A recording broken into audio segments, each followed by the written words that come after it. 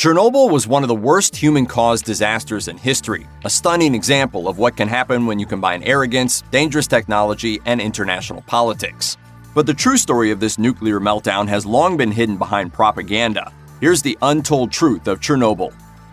If you were to imagine a likely scenario for a nuclear accident, you'd probably picture something going wrong deep inside the reactor, a glitch that spawned another glitch, snowballing until the entire system broke down. It's a lot harder to imagine a terrible accident that happened during routine maintenance, but that's exactly how the Chernobyl disaster went down. On April 26, 1986, workers were testing the plant's number 4 reactor to see how the cooling system might work under limited power.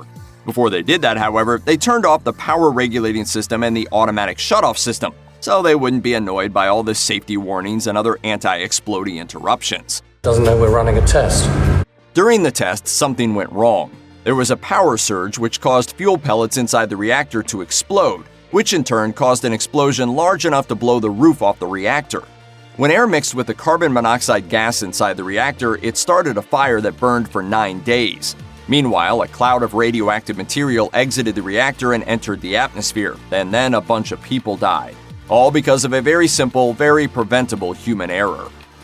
The severity of nuclear accidents is measured by the International Nuclear Event Scale, or INES. In 1998, the Hunterston B nuclear power plant in Scotland lost its connections to the electricity grid during a storm, and the reactors were left without forced cooling for about a half an hour. Staff was able to restore power, and a serious incident was avoided. You've probably never heard of this event because it was an INES 2, a mere incident on the scale of no big deal to full-on catastrophe. 3 Mile Island, which you probably have heard of, was designated as an INES 5, or accident with wider consequences. In 1979, the number 2 reactor at the plant partially melted down, and roughly 2 million people received a dose of radiation equal to about 1/6 of what you might get during a routine chest X-ray. Only Chernobyl and the 2011 Fukushima Daiichi nuclear disaster, in which the impact of a tsunami caused 3 meltdowns at a nuclear plant in Japan, earned the highest INES rating for a nuclear accident, a 7. That might not seem so bad compared to a 5, but like the Richter scale for earthquakes, the ratings are logarithmic, which means that a 7 is roughly 100 times worse than a 5. And just to put that into perspective, Chernobyl released about 100 times more radiation than the atomic bombs dropped on Nagasaki and Hiroshima. You've probably imagined that the landscape and waters around Chernobyl, officially referred to as the exclusion zone, are full of radioactive mutants. There definitely is some concern that mutations linked to radiation exposure could be passed down through generations of wildlife, but the animals living near Chernobyl aren't exactly Godzilla. They might have developmental abnormalities, but any severely mutated animals don't usually survive long enough to reproduce. The Chernobyl accident did have some impact on the local wildlife though, but it's not the radiation, at least not directly. It's the fact that human beings fled the radiation, leaving the animals and environment completely free of humans, which actually allowed the animal population to flourish without being hunted or having their populations controlled. That said, things aren't totally rosy for the animals that live in the exclusion zone. Some of the birds living there have malformations like abnormally shaped beaks or significantly smaller brains. The trees in the exclusion zone grow more slowly too, and there are fewer insects. Populations of butterflies, bees, and grasshoppers appear to be diminished, and so are spiders. That might seem like a plus for arachnophobes, but it also means you can't get your hopes up for getting bitten by a radioactive spider and gaining its proportionate strength and stickiness.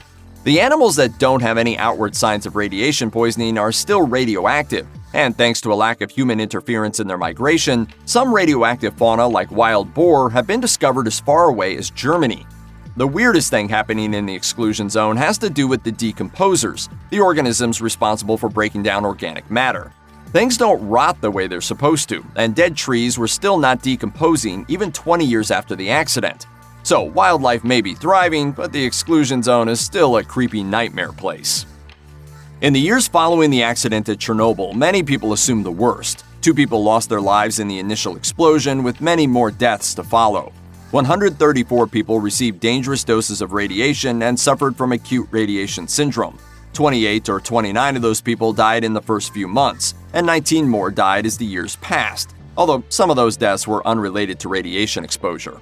Even knowing that, however, it's very difficult to determine the real impact on the rest of the people who were exposed.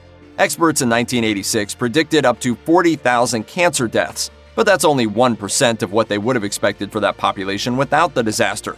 Statistically speaking, the increase, if there is one, is impossible to measure. And really, there aren't that many people who got a dangerous dose of radiation. For most individuals, it was the equivalent of a couple of CAT scans.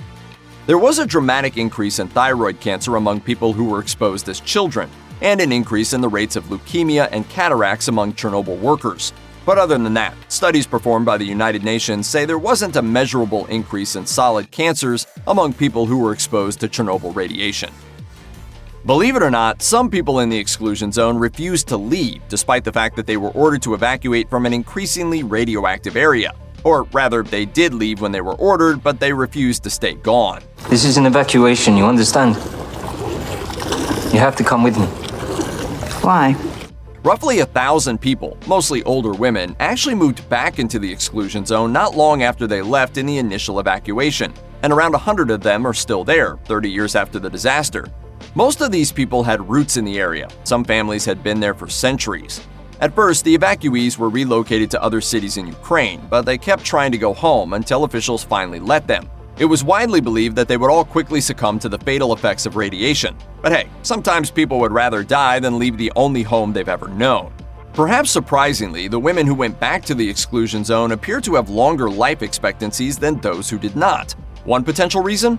Forcibly relocated people often suffer from alcoholism, unemployment, and the breakdown of their social circles.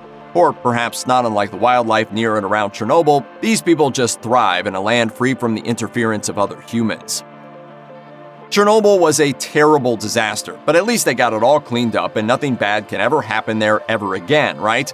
Except that they didn't actually get it all cleaned up. They didn't even clean up most of it. Every rock, every tree, the very ground itself has absorbed a dangerous amount of radionuclides. Despite over 600,000 liquidators working to clean up Chernobyl in the years after the disaster, there remained 200 tons of uranium inside reactor number 4. And for the first 30 years after the accident, the stuff wasn't even very well contained. Shortly after the disaster, the Soviets built a sarcophagus around the reactor in an effort to contain the radiation, but it was never intended to be a permanent solution. The original sarcophagus was built from 14 million cubic feet of concrete and took 206 days to complete.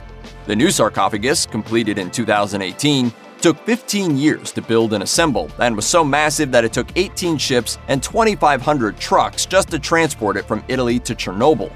The new structure is expected to last 100 years, but it's still unsettling to think that the best way to clean up a nuclear disaster site like Chernobyl is not to clean it up at all, but just drop a giant pile of concrete and steel over the top of it and hope it seals in all the bad stuff long enough for it to not be this generation's problem anymore.